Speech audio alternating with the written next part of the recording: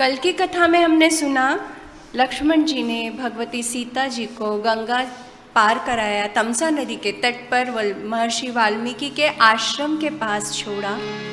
अत्यंत दुखी मन से लक्ष्मण जी वहाँ से आ गए। प्रभु श्री राम की आज्ञा थी कि जहाँ पर कोई भी ना हो, कोई मनुष्य ना हो, उस स्थान पर सीता जी को छोड़ना है।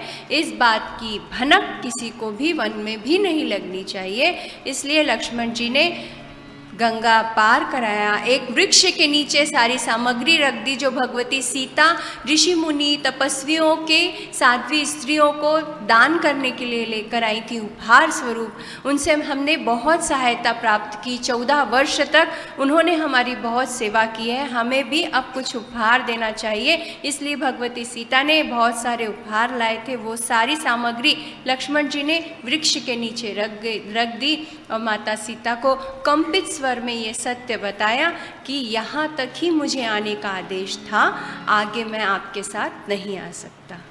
घबराई, कंपित हुई भगवती सीता और मूर्छित हो गई। महर्षि वाल्मीकि ने उन्हें देखा, उन्हें अपने संरक्षण में लिया। आगे लक्ष्मण जी बहुत दुखी थे, तो लक्ष्मण जी और आचार्य सुमंत्र का दिव्य संवाद, राजा नृग की कथा, राजा निमि की कथा, एक श्वान की कथा और तीनों माताएं जो प्रभु श्री राम की ज्येष्ठ बहन शांता के यहाँ यज्ञ के अनुष्ठान में गई थी, तीनों माताओं का वापस आना और उन्हें सत्य घटना का पता चलना, यहाँ तक की कथा हमने कल के प्रसंगों में सुनी थी। उत्तर रामायण में ऐसी बहुत सी घटनाएं हैं जिनकी कथाओं में ये स्पष्ट उल्लेख होता है कि अयोध्या में कोई भिक्षुक नहीं था, कोई दुखी नहीं था, कोई रोगी नहीं था, कोई असमाधानी नहीं था। सभी अत्यंत समृद्ध, भक्तपरायण, धर्मपरायण, शांत और एकदम अच्छे स्वभाव के लोग थे, क्योंकि भगवान के सानिध्य में वो थे।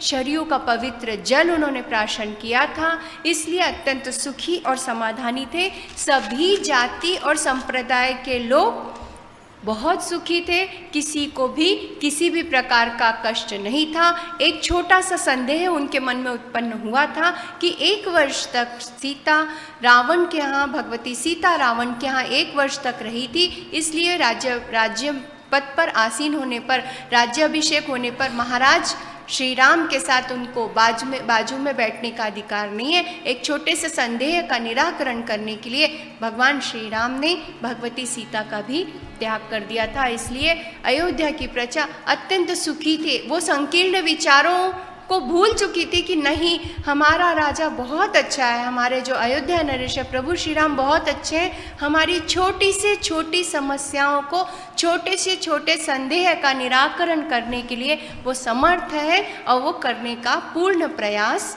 करते हैं। और इस प्रकार अयोध्या का सब कुछ अच्छे से सुव्यवस्थित रूप से चल रहा था।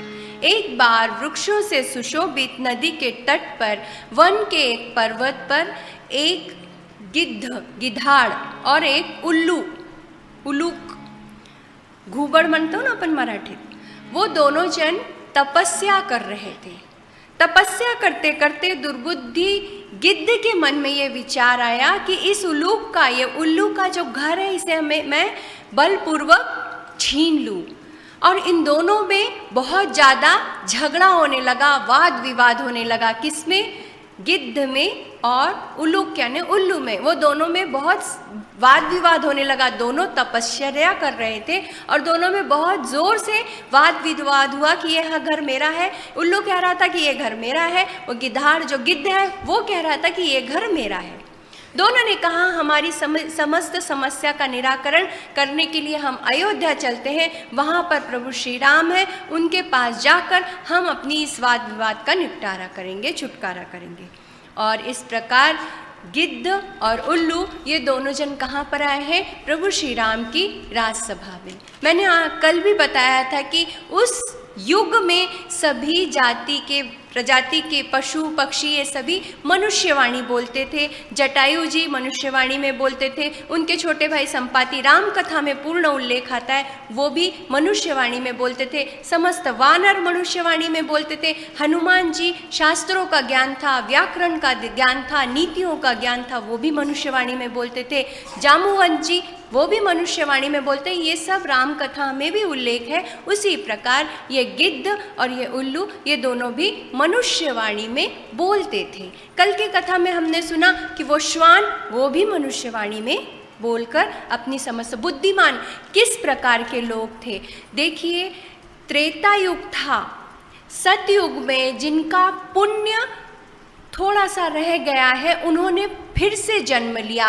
वो ज्ञान वो पुण्य था, किंतु अगर अधम योनि में भी जन्म लिया है तो उनके पुण्य संचित रहने के कारण उन्हें उन सभी बातों का स्मरण था, और इस जन्म में भी वो जन्म लेकर अपनी समस्त बातों को ध्यान में रखकर वो इस जन्म से वो मुक्त हो गए हैं। ऐसा होता है कि हम सुनते हैं, बहुत बार हमने सुना है कि 3 वर्ष की बालिका है, संपूर्ण गीता का ज्ञान है, संपूर्ण गीता उसे पाठ है कर सकती है। 3 वर्ष की बालिका, बहुत सारे पेपर में आप न्यूज़पेपर में देखिए, बहुत सारे न्यूज़ में सुनिए, आप देखिए 3 वर्ष की बालिका, 5 वर्ष की बालिका, उसको समस्त गीता कंठस्थ है। कैसे हो सकती है? जिसे अच्छे से बात नहीं करते बनता उसे समस्त गीता कैसे कंठस्थ हो सकती है?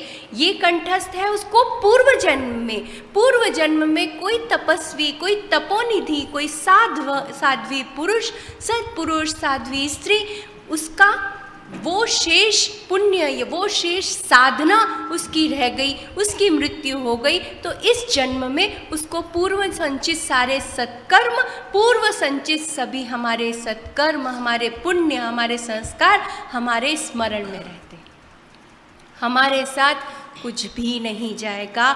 ये बात अच्छी तरह से ध्यान में रखिए। पैसा, कपड़ा, धन, दौलत, पति, बच्चे, संबंधी, रिश्ते, नाते, घर द्वार, जमीन जायदाद कुछ भी नहीं जाएगा, किंतु हमारे साथ जाएंगे तो हमारे सत्कर्म जाएंगे हमारे साथ। भगवान का नामस्मरण हमने किया है, पुण्य संचित किया है, सत्कर्म किया है, तो वो सत्कर्म, केवल वही सत्कर्म हमारे साथ जाएंगे, बाकी कुछ हमारे साथ जाने वाला नहीं है। इसलिए मनुष्य योनि में जन्म लेने के बाद अगर हम सत्कर्म नहीं करते तो हमसे ज़्यादा निष्क्रिय, हमसे ज़्यादा मतलब दया आती है ऐसे लोगों पर कि मनुष्य योनि में जन्म लेने के बाद अगर हम सत्कर्म नहीं करते तो हमसे ज़्यादा दुर्भाग्यशाली संसार में कोई नहीं। इस बात को हमेशा ध्यान में रखिए। केवल हमारे सत्कर्म हमारे साथ जाएंगे, बाकी हमारे साथ कुछ भी नहीं जाएगा। हम किसी से कितना भी प्रेम कर लें, किसी से इतना प्रेम करें कि उसके लिए हम अपनी प्राणों की आहुति देने को तैयार है, कि हम उसके लिए अपनी जान दे सकते हैं, उसके बाद भी वो प्रेम भी हमारे साथ नहीं जाने वाला, यहीं छोड़कर जाना है तो भगवान के ऊपर किया हुआ प्रेम और हमारे सत्कर्म, यही हमारे साथ जाएंगे, बाकी कुछ भी नहीं जाएगा। ये उल्लू और ये गिद्ध, ये दोनों राजसभा में आए, और राजसभा में आकर इन दोनों ने कहा कि दुर्बुद्धि था वो गिद्ध, उन लोगों ने कहा कि मैं घर मेरा है, ये घर मेरा है। वाद विवाद प्रारंभ हुआ। प्रभु श्री राम से उन्होंने कहा, देव गुरु बृहस्पति और दैत्य गुरु शुक्राचार्य से भी ज़्यादा श्रेष्ठ हम आपको मानते हैं रघुवर, इसलिए आप सभी की पूर्व की गति और भावी गति को भी जानते हैं, और आप में हिमालय की गंभीरता और समुद्र की निश्चलता है, इसलिए हमारे इस वाद विवाद का निपटारा आप करें और निष्कर्ष निकालें। इसके पश्चात उल्लू ने कहा, चंद्र, सूर्य, इंद्र, कुबेर, वरुण, इनका अंश राजा में होता है, इसके साथ साथ मनुष्य अंश भी राजा में होता है, परंतु आप तो सर्वव्यापी नारायण हैं, हम आपके असली स्वरूप को जानते हैं, इसलिए आप में सोमांश भी है। अमृत तुल्य होते हैं। देव स्वरूप जिन्होंने अमृत का प्राशन किया है वो अमृत तुल्य होते हैं। इसलिए उस उल्लूक ने कहा कि आप में सोमांश भी है, अमृत भी है, इसलिए आप हमारी इस समस्या का निराकरण कीजिए। एक राजा, दाता, भयहर्ता, रक्षणकर्ता सभी होता है। प्रभु श्री राम ने अत्यंत गंभीरता से उन दोनों के इस वाद विवाद को सुना, उनकी समस्याओं को सुना। उसके बाद अपने सचिव को बुलाया। हमने केवल आचार्य सुमंत्र का नाम सुना है, किंतु केवल एक ही सचिव अयोध्या में नहीं थे। सारे सचिव कौन थे? रिष्टि, जयंत, विजय, सिद्धार्थ, राष्ट्रवर्धन, अशोक, धर्मपाल तथा आचार्य सुमंत्र, ये सभी महाराज दशरथ के सचिव थे और अभी वर्तमान में प्रभु श्री राम के सभी सचिव थे। सभी को बुलाया और उन्होंने कहा कि गिद्ध सचिव सभी से कहा कि केवल मैं इस बात का समाधान नहीं करूँगा, आप सभी साक्षी हो। और गिद्ध से पूछा तुम्हारा ये घर कब से है? तो उस गिद्ध ने कहा जब से इस संसार में मनुष्य का संचार हुआ है तब से ये घर मेरा है। उसके बाद उल्लू से पूछा कि तुम्हारा इस घर पर अधिकार कब से है? तो उस उल्लू ने कहा जब से इस संसार में वृक्षों का निर्माण हुआ है तब से ये घर मेरा है। आप ध्यान से सुनेंगे तो आपको सभी अच्छे से समझ में आएगा। उसके बाद सचिवों से उन्होंने कहा, प्रभु श्री राम ने कहा जिस स्थान पर वृद्ध नहीं है वो सभा नहीं, उसी प्रकार जहाँ पर धर्म का अनुसंधान नहीं होता वहाँ वृद्धों की भी, वो जहाँ पर वृद्ध नहीं बोलते, जो धर्म का अनुसंधान करते नहीं करते, वो वृद्ध किसी काम के नहीं, क्योंकि जो धर्म का आचरण करते हैं, अनुभवी होते हैं, वही वृद्ध इस संसार में आदरणीय होते हैं। सत्य, जहाँ सत्य नहीं है, धर्म नहीं है, कपट से युक्त हमारी वाणी है, वहाँ पर पाप होता है। और जो यथा योग्य समय पर जो नहीं बताते, भय से, लोभ से, क्रोध के कारण अगर जो सत्य नहीं बोलते तो वो महापाप के भागी होते हैं। वरुण के पाश में बंद कर उनका सर्वनाश होता है और वो पाश से एक एक वर्ष तक नहीं छूट पाते। इसलिए निर्भय होकर आप सभी को ये साक्षी रहकर ये समस्या का समाधान करना है। सभी सचिवों ने प्रभु श्री राम से कहा कि हमें गिद्ध की बात गलत लगती है, ये उल्लू की बात सही लगती है, किंतु राजा का मान्यता देना, राजा का निर्णय ही सबसे अंतिम निर्णय होता है, निर्णायक केवल राजा होता है। इसलिए आप निर्णय करें। हमने अब हमारा सुझाव आपको दे दिया है, आप निर्णय करें, आपका अंतिम निर्णय हम सभी को मान्य होगा। आप सोच विचार कर निर्णय करें। प्रभु श्री राम ने कहा कि पुराणों में जो कहा गया है वो मैं आपको बताता हूँ।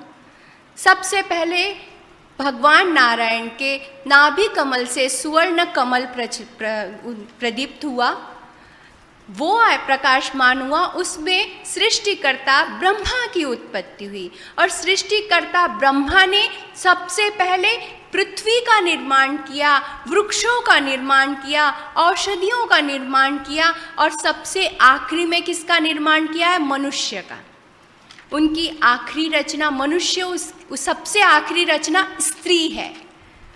पहले नर है, फिर नारी का निर्माण प्रभु ब्रह्मा जी ने किया है। तो शास्त्रों के अनुसार, पुराणों के अनुसार पहले पृथ्वी का निर्माण हुआ, वृक्षों का निर्माण हुआ, औषधियों का निर्माण हुआ, फल फूलों का निर्माण हुआ, उसके बाद मनुष्य का निर्माण हुआ।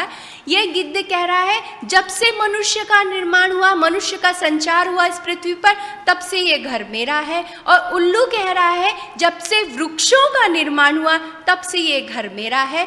तो ये गिद्ध जो है ये गलत कह रहा है, क्योंकि मनुष्य के निर्माण से पहले सृष्टिकर्ता ब्रह्मा ने वृक्षों का निर्माण किया है। इसलिए नीति तो यही कहती है कि ये घर उल्लू का है। और ये पापी गिद्ध को हमें अवश्य दंड देना चाहिए। जो कुमार्ग पर लगा हुआ रहता है वो दंड का अधिकारी होता है। और तो सभी सचिवों ने कहा, साधु साधु, धन्य है महाराज श्री राम, आप ही इस नीति का निर्माण कर सकते थे, आप में ही वह सामर्थ्य है, आप इस वाद विवाद को शास्त्र के हिसाब से, नीति के हिसाब से, पुराण के हिसाब से हल कर सकते थे। और जैसे ही प्रभु श्री राम उस गिद्ध को दंड देने के लिए आगे बढ़े, उसी समय आकाशवाणी हुई, इसका वध मत कीजिए। अयोध्या नरेश प्रभु श्री राम, इसका वध मत कीजिए। पूर्व में दग्ध हुआ यह गिद्ध है, इसका वध मत कीजिए। ये राजा काल रूप है, गौतम मुनि ने इसे दग्ध किया है। यह ब्रह्मदत्त नाम से प्रसिद्ध था, ब्रह्मदत्त नाम से प्रसिद्ध था, तप करता था, साधना करता था, व्रत वैकल्य करता था। और एक बार जब वो भोजन करने बैठा, उसके द्वार पर एक ब्राह्मण भिक्षा मांगने के लिए आया। तो उसने उस ब्राह्मण को बुलाया और भोजन के लिए आमंत्रित किया।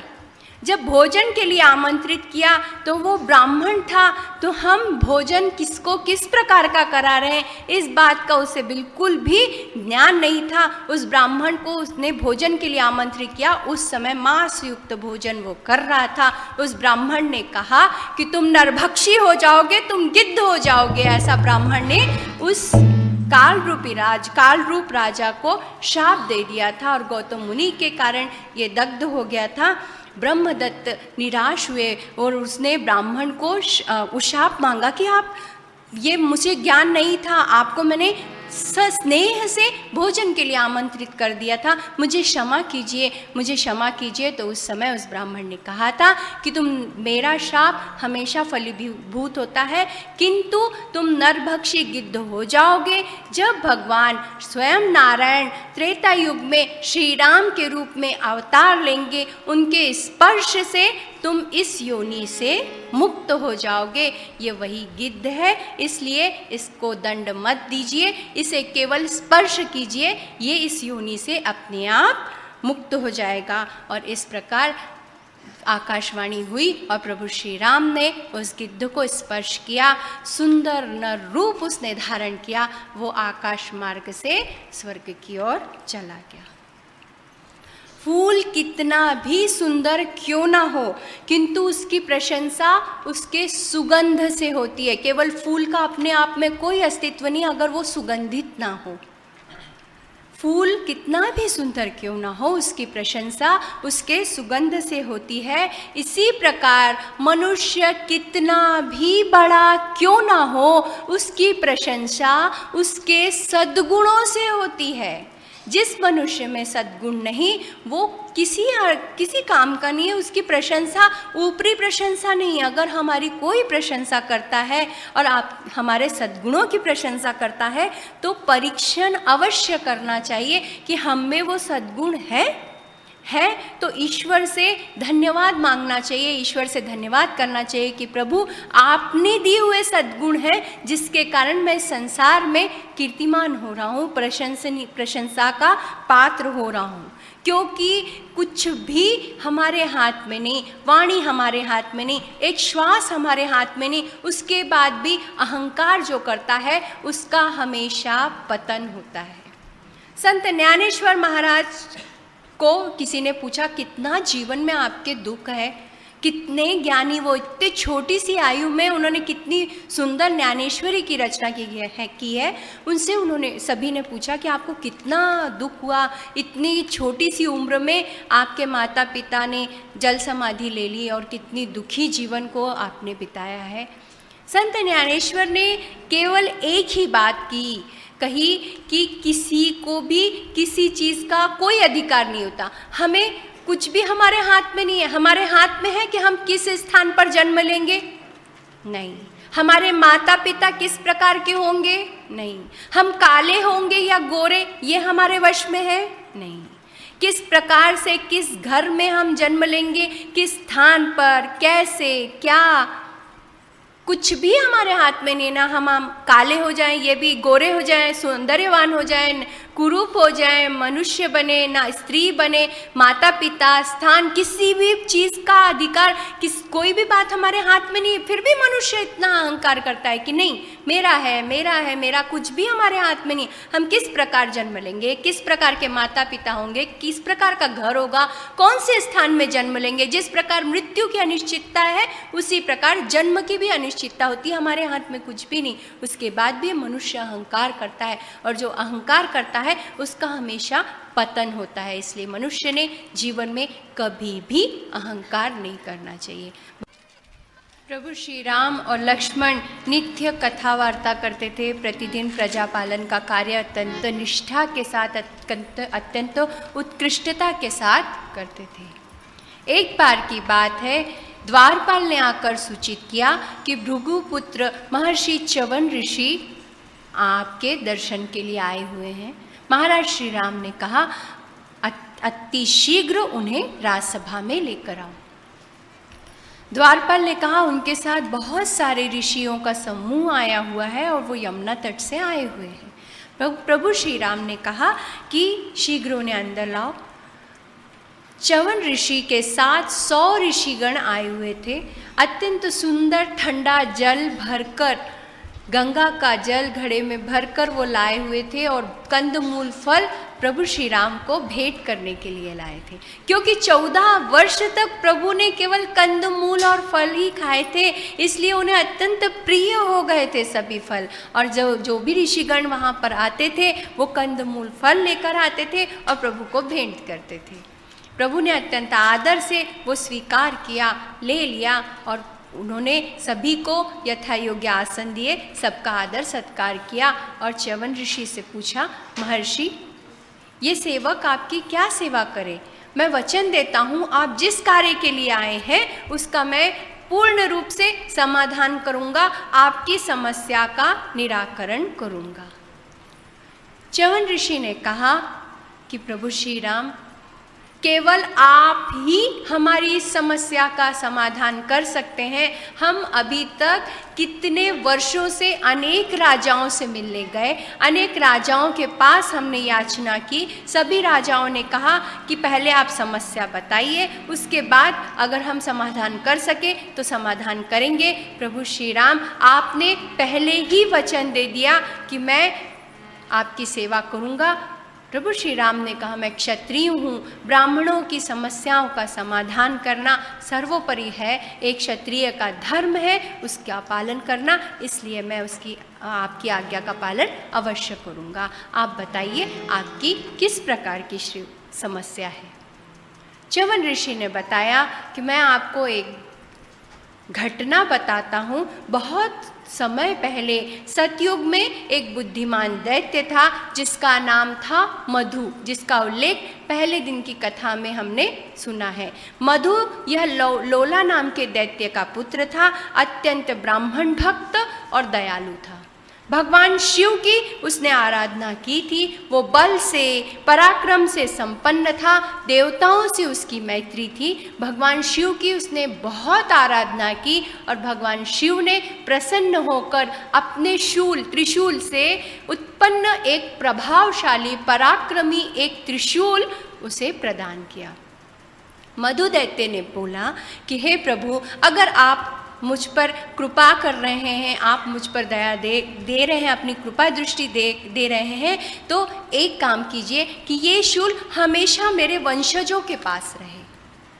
जैसे ही उसने कहा तो महादेव ने कहा कि ये तो असंभव है, किंतु तुमने मेरी इतनी तप, इतनी साधना, इतनी आराधना की है, इसलिए मैं तुम्हें वचन देता हूँ कि ये शूल तुम्हारे एक पुत्र के पास रहेगा। तुम्हारे एक पुत्र के पास यह शूल रहेगा और वहाँ पर वो संरक्षित रहेगा। किंतु अगर इसका दुरुपयोग हुआ, किसी मनुष्य को, तपस्वी ऋषियों के ऊपर, किसी के ऊपर, असहाय के ऊपर इसका दुरुपयोग हुआ तो ये पूर्ण रूप से नष्ट हो जाएगा। इस बात का ध्यान रखना। वो मधु दैत्य ने वो स्वीकार कर लिया, वो शूल अपने पास रख लिया, भगवान महादेव की जय जयकार की। उसके बाद ये जो मधु दैत्य है, इसकी धर्मपत्नी का नाम कुंभीनसी था, जो रावण की मौसेरी बहन थी। इसका उल्लेख पहले दिन की कथा में आया। इसके बाद इन दोनों ने एक सुंदर नगरी का निर्माण किया और उन्हें एक एक भयानक पुत्र की प्राप्ति हुई है। भयानक दैत्य था वो, जिसका नाम था लवण, और दैत्य होने के कारण वो कहलाया लवणासुर। भयानक पिशाच वृत्ति का, क्रूर, अधर्मी, बलशाली, और उसके बाद बहुत दुखी हो गया वो मधु दैत्य। अत्यंत भगवान शिव का बहुत बड़ा भक्त था, किंतु अपने पुत्र के इस प्रकार के कार्यों के कारण वो बहुत दुखी हो गया और उसके बाद वो अपनी नगरी को छोड़कर समुद्र में चला गया, रसातल में चला गया अपनी पत्नी के साथ। और किंतु जाते जाते इस शूल को वो समुद्र में नहीं ले जा सकता था। ये शूल उसने लवणासुर को दिया और लवणासुर को अपने वरदान के बारे में भी बताया, और उसने बताया कि किसी प्रकार भी इस शूल का दुरुपयोग मत करना। किंतु लवणासुर दुष्टात्मा था, अपने शूल प्रभाव से तपस्वी ऋषि मुनियों को कष्ट पहुंचाने लगा। आक्रमण नहीं करता था, क्योंकि महादेव का वरदान था इससे प्रहार तुम करोगे तो ये मेरे पास आ जाएगा। आक्रमण नहीं करता था, किंतु उसकी शक्ति पिशाच योनि का, आदमी क्रूर था, तो वो ऋषि मुनियों को तंग करता था। उसके अत्याचार से सभी महात्मा संतप्त थे और वो शूल के प्रभाव से अवध्य हो गया था। उसका कोई वध नहीं कर सकता था लवणासुर का। लवणासुर को सभी प्रकार के प्राणी आहार में प्रिय थे। सबसे ज्यादा वो ऋषि मुनियों का भक्षण करता था, रक्त प्राशन करता था। इतना पिशाच लवणासुर, उसने हमें सभी को त्रस्त कर दिया है। हाँ, हमने सुना है आपकी सेना ने महापापी रावण का अंत किया है। इसलिए प्रभु आप हमारी सहायता कीजिए और आप खुद लवणासुर का आप खुद ही, आप जैसा आदेश दें, जिस प्रकार आपकी सेना को आदेश दें, आप लवणासुर का वध करें। यही हमारी आपसे याचना है। हम सभी ऋषि मुनि त्रस्त हो चुके हैं। हम कोई साधना नहीं कर सकते, कोई आराधना नहीं कर सकते, कोई योग नहीं कर सकते, ईश्वर का अनुष्ठान नहीं कर सकते, और इतने ऋषि मुनियों का उसने भक्षण कर लिया। सभी प्रकार के प्राणियों को वो खाता है, किंतु ऋषि मुनियों का भक्षण कर रहा है, पापाचार कर रहा है, अहिंसा कर रहा, हिंसा कर रहा है, रक्तपात कर रहा है। प्रभु आप ही कुछ मार्ग निकालिए। प्रभु श्री राम ने कहा क्यों नहीं ऋषिवर च्यवन ऋषि, मैं अति शीघ्र कुछ ना कुछ करता हूँ। और उसी समय श्री राम ने अपने सारे बंधुओं को बुलाया। राजकुमार भरत, शत्रुघ्न और लक्ष्मण जी, तीनों भाई भगवान श्री राम के साथ सहयोग लेने के हमेशा राजसभा में उनकी सेवा के लिए उपस्थित रहते थे। उन्होंने कहा कि लवणासुर के वध का आदेश किस महाभाग के भाग में जाए, महावीर भरत के या महाबुद्धिमान शत्रुघ्न के, कौन इसका वध करेगा। उसी समय भरत जी ने कहा कि प्रभु मैं लवणासुर का वध करने के लिए जाना चाहता हूँ। उसी समय शत्रुघ्न जी खड़े हो गए और उन्होंने हाथ जोड़कर कहा कि मंझले भैया, महावीर भरत जी ने बहुत सारे कष्ट सहे हैं। अयोध्या नरेश प्रभु श्री राम, भरत जी ने बहुत सारे कष्ट सहे हैं। जब आपने 14 वर्ष का वन में समय व्यतीत किया था, उस समय वो नंदीग्राम में रहे। उन्होंने भी कंदमूल फल ग्रहण किए, तपस्वी वेश में रहे, बहुत सी साधना की, सब कुछ किया है। अब इस सेवक के रहते भरत जी को क्यों भेजा जाए। मुझे यह आज्ञा दीजिए, मैं जाकर लवणासुर का वध करूँगा।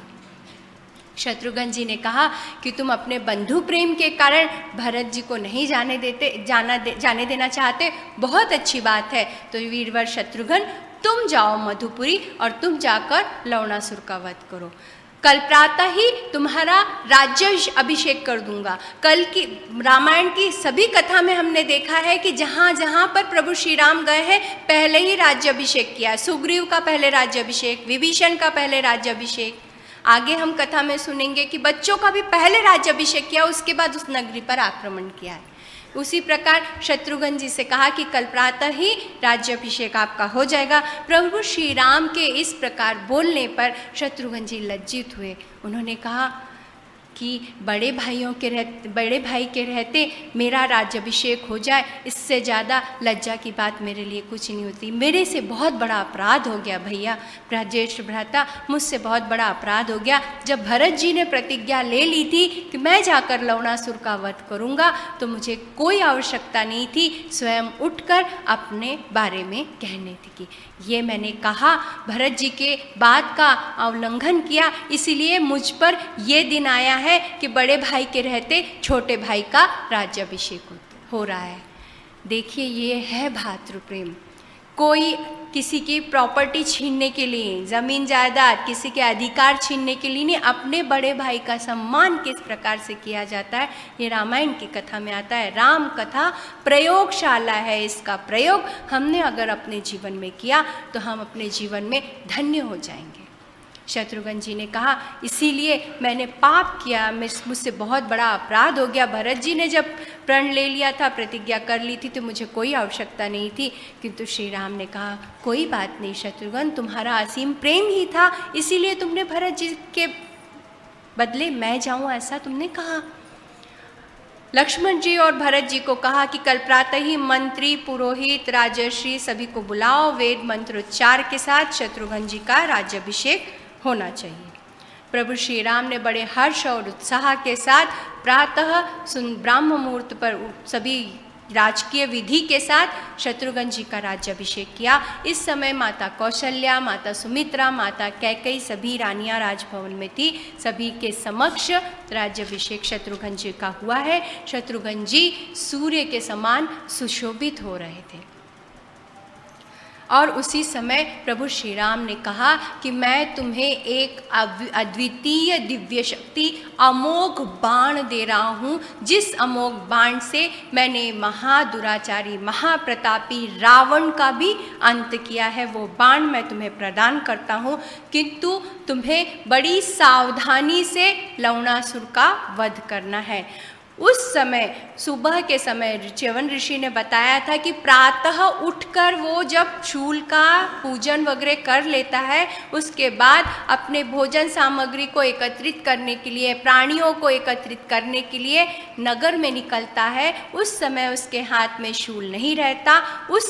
वो जब नगर में निकलता है उस समय तुम्हें मधुपुरी के द्वार पर पहुंचना है, और जो वो वापस आए उसके हाथ में शूल ना हो, उस समय इस शक्ति का प्रयोग कर उसका वध करना है। किंतु ये अमोघ बाण, इसका प्रयोग बहुत सावधानी से करना है, क्योंकि बाहर इसके प्रभाव से दुरुपयोग उसका नहीं होना चाहिए। पृथ्वी कंपित हो जाएगी, प्रलय आने लगेगा, इसलिए उसका वध हो और किसी दिशा में ये बाण या अमोघ शक्ति ना जाए। इस बात को सावधानी से स्मरण में रखो शत्रुघ्न, और आगे बढ़ो। और ईश्वर दिव्य शक्ति हमारे पूर्वज उन सभी का आशीर्वाद ले लो और तुम मधुपुरी के लिए निकलो। ये बाण बहुत शक्तिशाली है, इसका संरक्षण के साथ, सुरक्षा के साथ तुम इसे अपने साथ रखो। सफलता की पोशाक कभी तैयार नहीं मिलती, उसके लिए मेहनत का हुनर चाहिए। सफलता की पोशाक हमें ऐसे ही तैयार मिल जाएगी तो फिर कोई फ़ायदा नहीं ना। मेहनत का हुनर हमारे जीवन में चाहिए। नेक लोगों की संगत से हमेशा भलाई ही मिलती है, क्योंकि जब हवा फूलों के ऊपर से गुजरती है तो वो भी खुशबूदार हो जाती है। इसलिए हमेशा हमारी संगति कैसी होनी चाहिए? नेक लोगों के साथ, अच्छे लोगों के साथ हमारी संगति हो। हमारा साथ कैसा है, इस बात का हमें हमेशा ध्यान रखना चाहिए। दुर्जन की हम संगति करेंगे तो कुछ ना कुछ हमारे जीवन में भी परिवर्तन आ जाएंगे। इसलिए नेक लोगों की संगति हमारे जीवन में भलाई करती है, हमारा कल्याण करती है। भगवान के महादेव के सुंदर भजन के साथ हम आगे बढ़ेंगे, क्योंकि प्रभु श्री राम ने कहा था कि नीलकंठ भगवान महादेव ने उसे वो शूल प्रदान किया है। भगवान महादेव के विधान को कोई बदल नहीं सकता। जीवन के अंतिम क्षणों में प्रभु महादेव हमारे साथ विद्यमान रहते हैं, हमारे काल के समय वो विद्यमान रहते हैं। इसलिए भगवान महादेव का और एक नाम क्या है? महाकाल। इसलिए भगवान महादेव के विधान को कोई नहीं बिगाड़ सकता, कोई नहीं मिटा सकता। तुम्हें अत्यंत सावधानी से लवणासुर का। प्रभु श्री राम ने एक बहुत बड़ी सेना शत्रुघ्न जी के साथ भेजी है, जिसमें 4000 घोड़े, 2000 रथ, 100 हाथी, 10 लाख स्वर्ण मुद्रा, क्योंकि सेना की सभी आवश्यकताओं की पूर्ति करनी थी। और ऐसा साधारण प्रयास नहीं था। अभी के वाहन बहुत तीव्रता से हमें पहुंचा देते हैं, रथ, हाथी, घोड़े, सेना, उनको कहाँ पहुंचना था? मधुपुरी पहुंचना था। प्रभु श्री राम ने कहा कि अत्यंत सावधानी से जाना है शत्रुघ्न, और एक बात को ध्यान में रखना, पहले सारे ऋषि मुनियों को आगे बढ़ने दो, और ऋषि मुनि आगे बढ़ें, उसके बाद अपने सेना को नदी के तट पर ही रुका लो। ऋषि मुनि आगे बढ़ जाएं, उस लवणासुर को संदेह नहीं होना चाहिए कि कोई शत्रु तुम्हारे उसके ऊपर आक्रमण करने के लिए आ रहा है। ग्रीष्म ऋतु समाप्त होने के बाद वर्षा ऋतु के समय तुम्हें आक्रमण करना है, ताकि तुम लवणासुर का अच्छे से वध कर सको। कहा जाता है, शास्त्रों में उल्लेख है और कथाओं में इस बात का उल्लेख है कि ग्रीष्म ऋतु समाप्त हो गई, समस्त सेना, सभी ऋषिगण चले गए। 1 माह तक शत्रुघ्न जी अयोध्या में रहे। 1 माह के बाद जब समस्त सेना चली गई, उसके बाद 1 माह के बाद शत्रुघ्न जी प्रभु श्री राम को प्रणाम किया, समस्त माताओं को प्रणाम किया, प्रभु श्री राम की प्रदक्षिणा की है, और उसके बाद वो निकले हैं मधुपुरी की ओर। 2 दिन बिताने के बाद वो पहुँचे महर्षि वाल्मीकि के आश्रम में। महर्षि वाल्मीकि को प्रणाम किया और महर्षि वाल्मीकि से कहा कि मैं आगे जाना चाहता हूँ महर्षि, किंतु रात्रि हो चुकी है, इसलिए आज रात्रि को मैं यहाँ विश्राम करके कल प्रातः मधुपुरी के लिए जाना चाहता हूँ। महर्षि वाल्मीकि ने अत्यंत आनंद से कहा, क्यों नहीं, ये आश्रम रघुवंशियों के लिए घर जैसा है, इसे अपना ही समझो और विश्रांति करो। महर्षि वाल्मीकि ने उन्हें कंदमूल फल भेंट किए, सुंदर भोजन किया। शत्रुघ्न जी ने तृप्त हो गए, और रात्रि में जब उन्होंने देखा कि आश्रम में चारों ओर यज्ञ सामग्री पड़ी हुई है, यज्ञ सामग्री सभी कुछ है, तो उन्होंने महर्षि वाल्मीकि से पूछा कि महर्षि वाल्मीकि, ये यज्ञ सामग्री तो बहुत प्राचीन दिखाई दे रही है, ये किसकी है?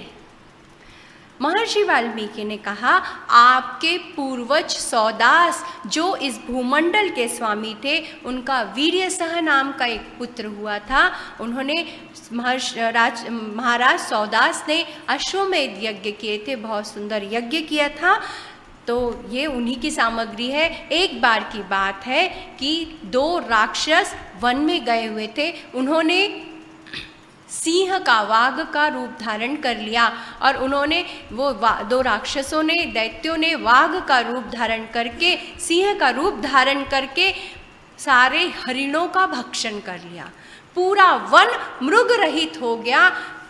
महाराज सौदास जब वन से निकले, उन्होंने देखा कि संपूर्ण वन पूरा मृगों से रहित है, हरिणों से रहित है। उन्हें बहुत क्रोध आया और उन्होंने ये दोनों में से एक का वध कर दिया। उसी समय दूसरा राक्षस अपने स्वरूप में आ गया और उसने कहा, हमने आपका कोई अहित नहीं किया था, हमने आपका कोई नुकसान नहीं किया था, इसके बाद भी आपने मेरे मित्र का वध किया है, इसलिए मैं आपको श्राप देता हूँ कि मैं अवश्य इसका बदला लेने के लिए ज़रूर आऊँगा। मैं आपको श्राप नहीं दे सकता, किंतु इसका प्रतिशोध लेने के लिए, अपने मित्र का प्रतिशोध लेने के लिए मैं अवश्य आऊँगा। अनेक दिन बीत गए। महाराज सौदास ने अश्वमेध यज्ञ किया। आचार्य वशिष्ठ के सानिध्य में उसने अश्वमेध यज्ञ किया। महाराज सौदास ने, वो राक्षस अपने मित्र का प्रतिशोध लेने के लिए जैसे ही वशिष्ठ मुनि गए, वशिष्ठ मुनि का रूप लेकर आया और उसने कहा, यज्ञ समाप्ति हो गई है, अब मुझे भोजन चाहिए, किंतु मुझे मांसयुक्त भोजन चाहिए। मांसयुक्त भोजन से मेरा आदर आतिथ्य करो। राक्षस रूपी वशिष्ठ ऋषि ने आज्ञा दी। महाराज सौदास ने जाकर अपने सभी आचार्यों को बताया कि आज आचार्य वशिष्ठ को तृप्त करना है, उनकी इच्छा है कि भोजन मांस युक्त होना चाहिए। सभी आचार्य आश्चर्यचकित होने लगे कि महाराज ये क्या कह रहे हैं, मांस युक्त भोजन आचार्य वशिष्ठ तो नहीं करते। किंतु उनके मन में एक प्रकार की भ्रांति पैदा कर दी थी उस राक्षस ने। जैसे ही वो गए आचार्यों के वहाँ, तो वो राक्षस आचार्य के रूप में आया और उसने कहा कि सभी सामग्री मैं लेकर आया हूँ, मैं भोजन बनाता हूँ। और उस आचार्य के रूप में वो राक्षस आया, उसने भोजन बनाया, भोजन बनाकर वो गायब हो गया। उसी समय आचार्य वशिष्ठ आए, आचार्य वशिष्ठ को मांस युक्त भोजन दिया, तो उसी समय आचार्य वशिष्ठ को क्रोध आ गया और आचार्य वशिष्ठ ने महाराज सौदास को शाप दे दिया, तुम नरभक्षी हो जाओगे। इस प्रकार का भोजन एक ब्राह्मण को, जिसने तुम्हारा यज्ञ का अनुष्ठान किया है, उसे तुम मांस युक्त भोजन दे रहे हो। महाराज सौदास को क्रोध आया। बहुत बार क्षत्रियों को भी क्रोध आया है, जिसका उल्लेख कल की कथा में हमने सुना।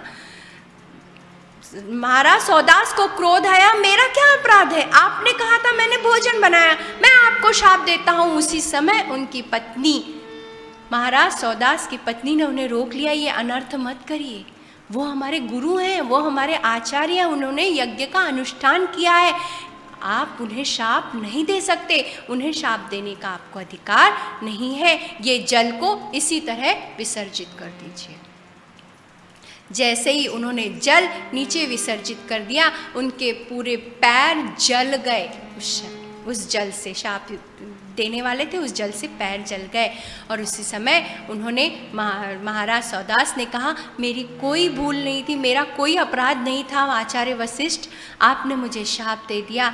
आचार्य वशिष्ठ को भी थोड़ा सा पश्चाताप हुआ और आचार्य वशिष्ठ ने कहा, महाराज सौदास, मैं आपको शाप देता हूँ कि 12 वर्ष तक आप कलमाश पाद नाम के नरभक्षी के रूप में रहोगे, और मेरे आप अनुकंपा से आपको इस बात का स्मरण भी नहीं रहेगा। आप कलमाश पाद के रूप में 12 वर्ष तक रहोगे और 12 वर्ष के बाद आप इस शाप से मुक्त हो जाओगे। और ये वही महाराज सौदास की यज्ञशाला की समस्त सामग्री है, यहाँ पर उन्होंने अनुष्ठान किया था। और इस प्रकार कलमाश पाद, महाराज सौदास जो कलमाश पाद के रूप में हुए, उनकी कथा बताकर महर्षि वाल्मीकि ने शत्रुघ्न जी को सब बताया। और इस प्रकार शत्रुघ्न जी ने कहा, अच्छा। और उसी रात्रि में माता सीता ने, वर्षा ऋतु का काल था, उसी रात्रि में माता सीता ने अद्वितीय 2 पुत्रों को जन्म दिया है। कितना पावन समय है। संपूर्ण आश्रम में अयोध्या की पताका, राजमुद्रा फैली हुई है, राजमुद्रा से पूरी अलंकृत है संपूर्ण आश्रम।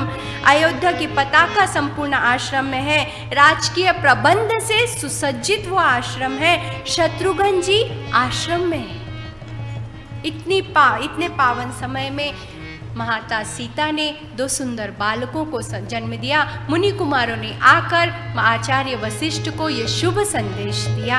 आचार्य वशिष्ठ अत्यंत आनंदित होकर उस शुभ कक्ष में आए। सुंदर, अद्वितीय, तेजस्वी, रूपवान, दैदीप्यमान, कोटि प्रकाश से अलंकृत वो दिव्य बालकों को देखकर आचार्य वशिष्ठ ने स्त्रियों को कहा कि ये दुर्वा है, दुर्वा का जो कुश पीछे का भाग है, उसको एक बालक के ऊपर से घुमाओ और इसका नाम होगा, बड़े पुत्र का नाम होगा कुश।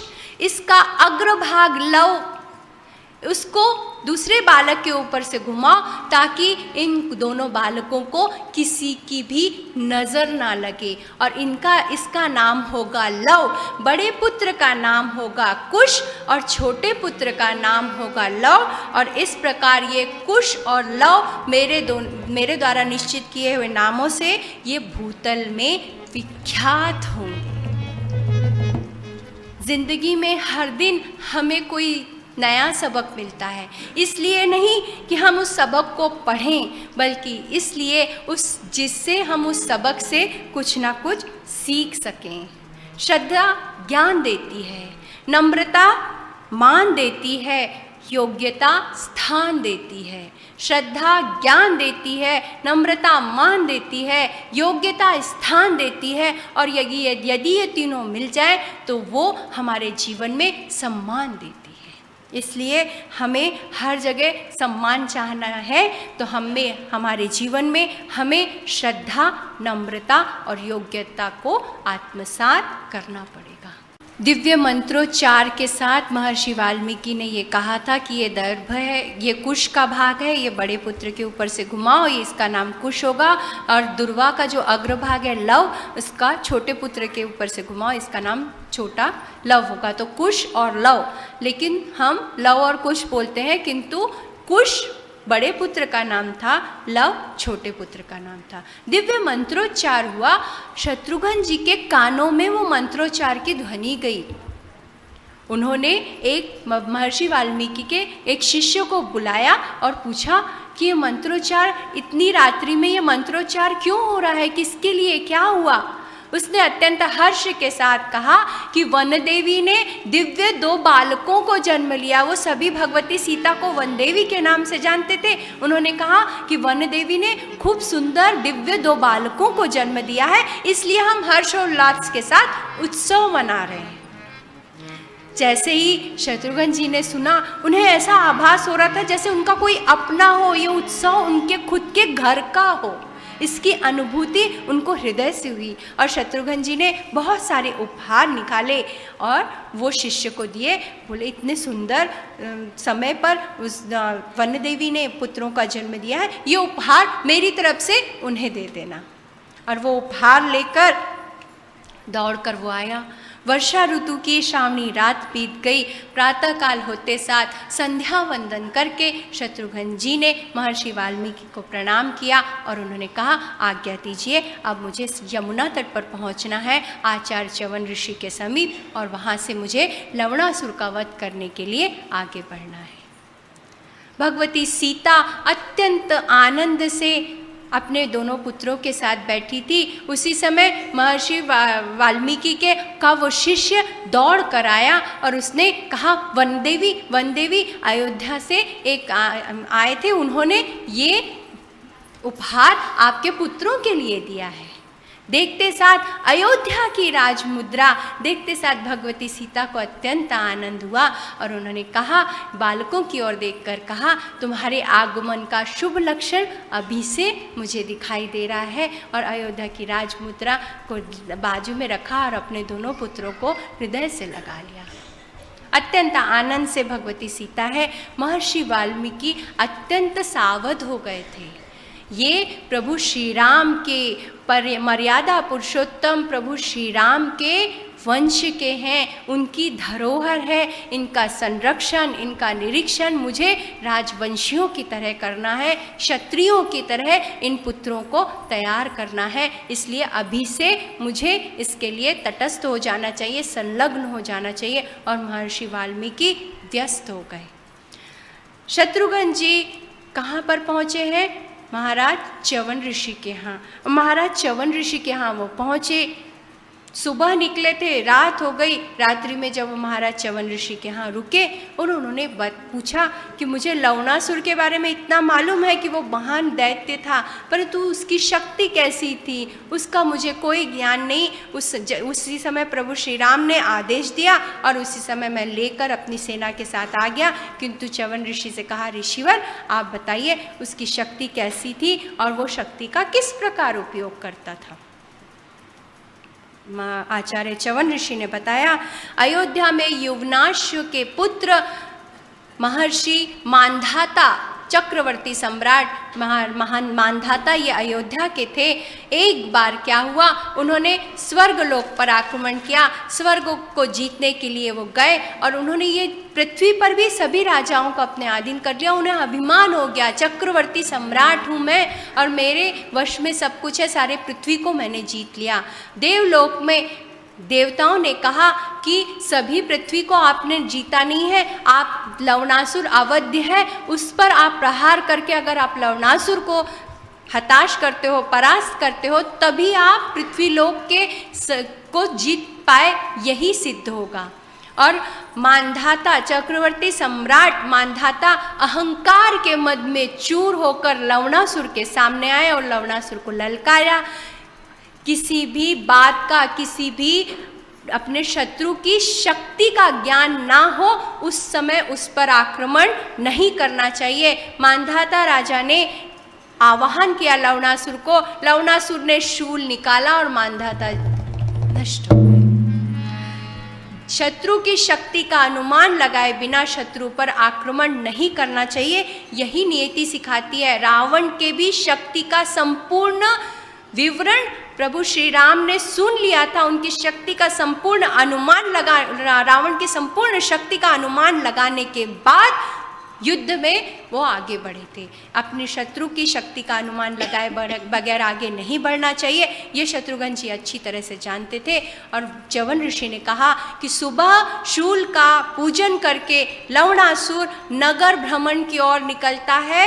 एक बहुत बड़ा ऐसा बहुत बड़ा सामान लेकर निकलता, उसमें सभी पक्षी सभी प्राणियों को डालता है। एक दिन का आहार उसका इतना होता है, पूरे नगर का भ्रमण करके प्राणियों को लेकर आता है।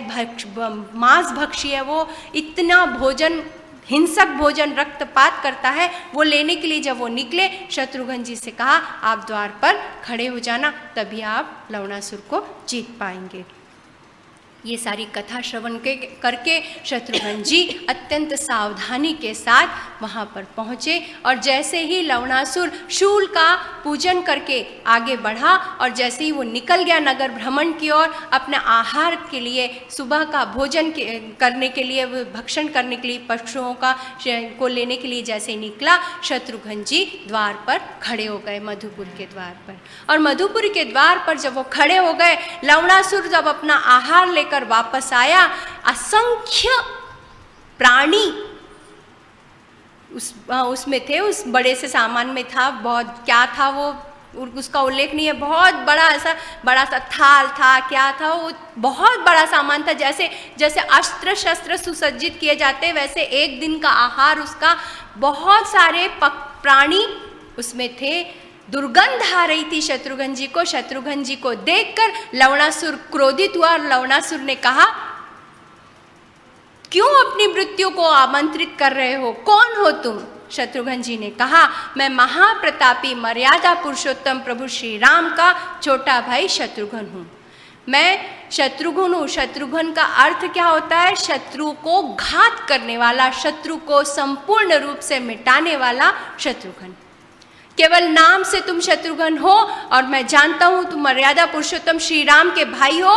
उन्होंने मेरे मौसेरी बहन मौसी शूर्पणखा की नाक का भंग किया था। मेरे जो मामा श्री हैं वो रावण का वध किया था।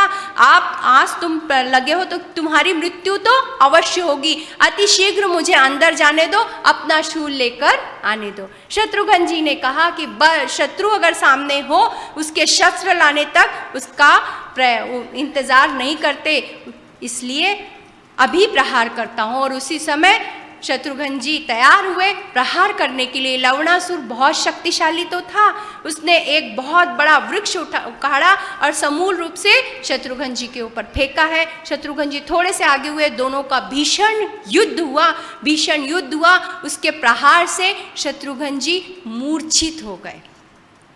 छोटा सा भी अहंकार हमारा विनाश करता है। एक छोटा सा अहंकार शत्रुघ्न जी को आ गया था कि मेरे पास असीम शक्ति है, अमोघ बाण है, मैं वध कर पाऊंगा। मूर्छित हो गए और जैसे ही मूर्छित हो गए, लवणासुर अंदर गया और अपना शूल लेकर आ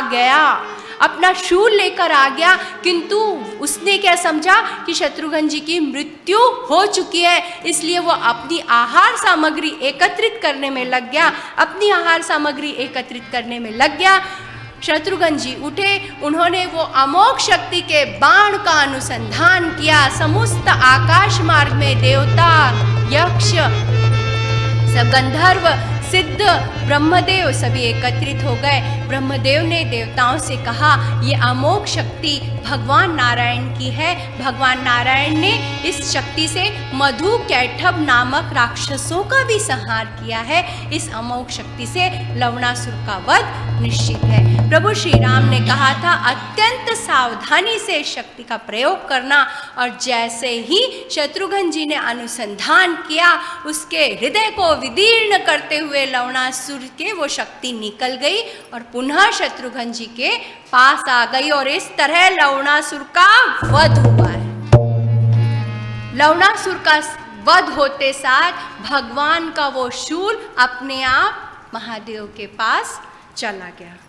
सभी देवताओं ने जय जयकार की है शत्रुघ्न जी की, सभी ने प्रणाम किया है शत्रुघ्न जी को। और समस्त देवताओं ने कहा शत्रुघ्न जी से कि वरदान मांगिए, हम आपको क्या दे वरदान में।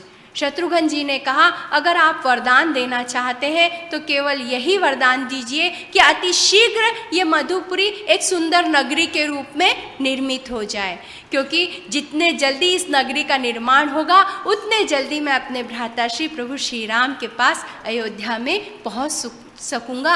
अनेक दिन हो गए, मुझे बहुत दिनों से भैया के दर्शन नहीं हुए।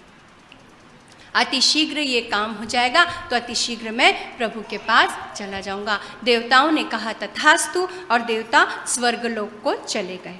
शत्रुघ्न जी ने समस्त सेना को बुलाया। शत्रुघ्न जी के आदेश पर समस्त सेना आई और वहाँ पर मधुपुरी में शत्रुघ्न जी 12 वर्ष तक रहे। 12 वर्ष तक रहकर समस्त नगरी की देखभाल की है, वहाँ पर सब कुछ किया है अच्छी तरह से। जब 12 वर्ष बीत गए, उन्हें अपने भ्राता श्री प्रभु श्री राम की बहुत याद आई। समस्त सेना को उन्होंने सावधान किया है और शत्रुघ्न जी कहाँ निकले हैं? अयोध्या की ओर, प्रभु श्री राम के दर्शन के लिए। शत्रुघ्न जी ने अयोध्या जाते जाते पुनः महर्षि वाल्मीकि के यहाँ रात्रि में विश्रांति ली। महर्षि वाल्मीकि ने उनकी बहुत प्रशंसा की और महर्षि वाल्मीकि ने कहा कि जब तुमने लवणासुर का वध किया उस समय मैं देवराज इंद्र के साथ उपस्थित था। मैंने अपने नेत्रों से तुम्हारे पराक्रम को देखा है। धन्य हो रघुवंशी, तुम्हारा कल्याण हो। अनेक शुभकामनाएं, अनेक शुभ आशीर्वाद मैं तुम्हें देता हूँ। ऐसा कहकर अनेक आशीर्वाद दिए। प्रभु श्री शत्रुघ्न जी ने महर्षि वाल्मीकि को प्रणाम किया और वो अयोध्या आए।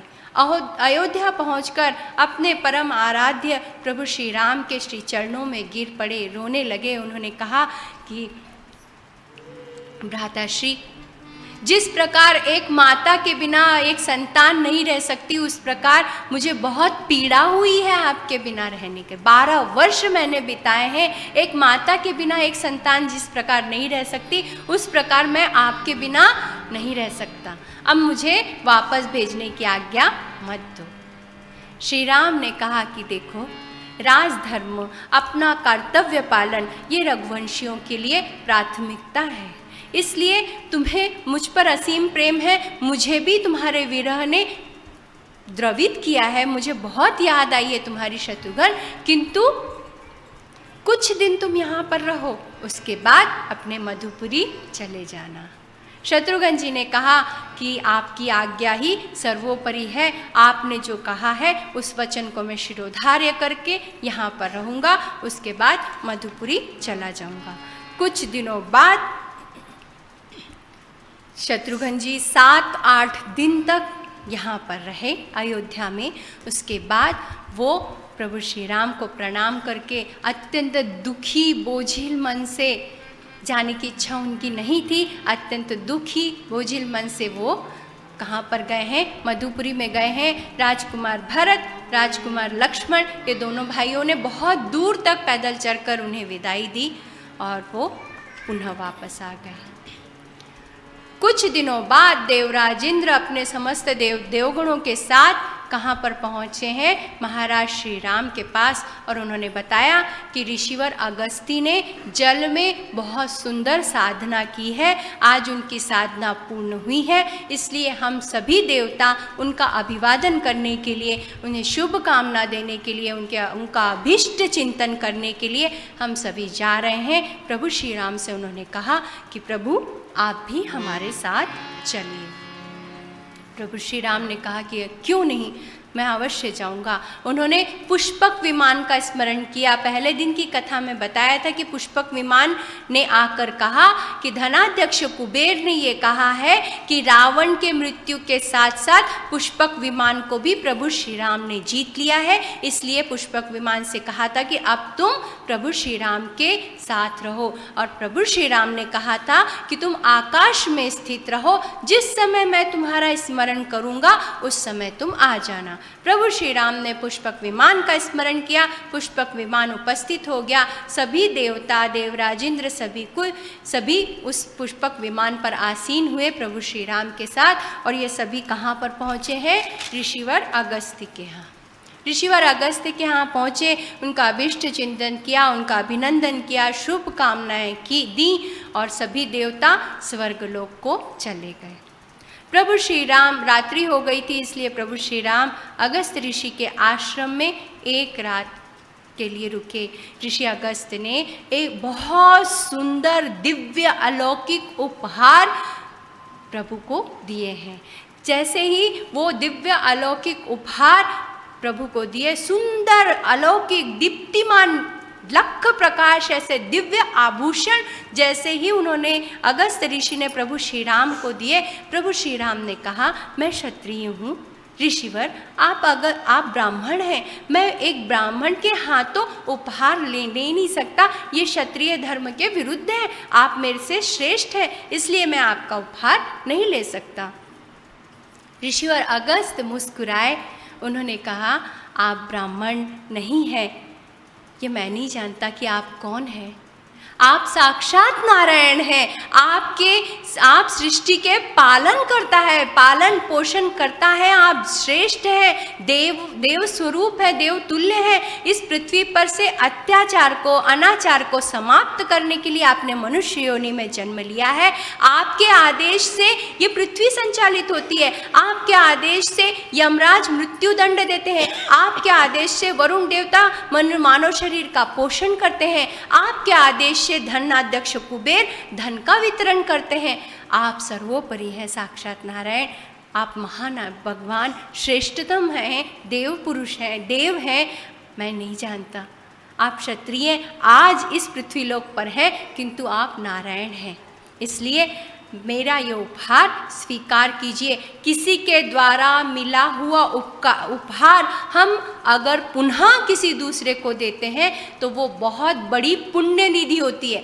हमारा खुद का हम देते हैं तो हमने किस प्रकार संचित किया है वो भी होता है, किंतु किसी से मिली हुई भेंट हम अगर किसी और को देते हैं तो वो सबसे बड़ा पुण्य होता है। इसलिए भगवान नारायण मेरा ये उपहार स्वीकार कीजिए।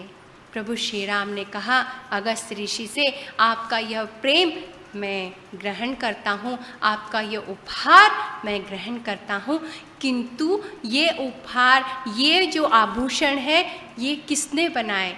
अगस्त्य ऋषि ने कहा विश्वकर्मा निर्मित ये दिव्य आभूषण है। प्रभु श्री राम ने पूछा कि ये आभूषण आपको किस प्रकार प्राप्त हुए, कैसे प्राप्त हुए?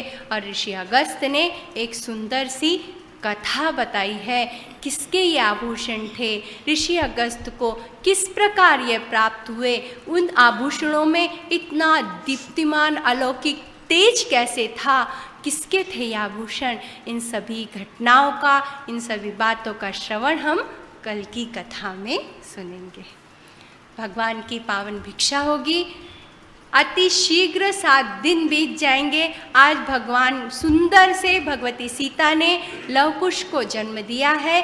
आगे लवकुश की सुंदर सुंदर घटनाएं हम सुनेंगे। भगवान की महाप्रयाण लीला जहाँ पर त्रेता युग के समापन भगवान श्री राम ने अयोध्या की समस्त गतिविधियों को समाप्त किया है। अपने सभी पुत्रों को, सभी के पुत्र राम, प्रभु श्री राम के ही पुत्र नहीं, प्रभु श्री राम, लक्ष्मण जी, शत्रुघ्न जी, भरत जी के सभी के पुत्रों को कौन से राज्य दिए गए, कौन से नगर के वो राजा बने, किस प्रकार से उन्होंने सब किया, ये सभी घटनाओं का उल्लेख हम आगे की 2 दिन की कथा में सुनेंगे।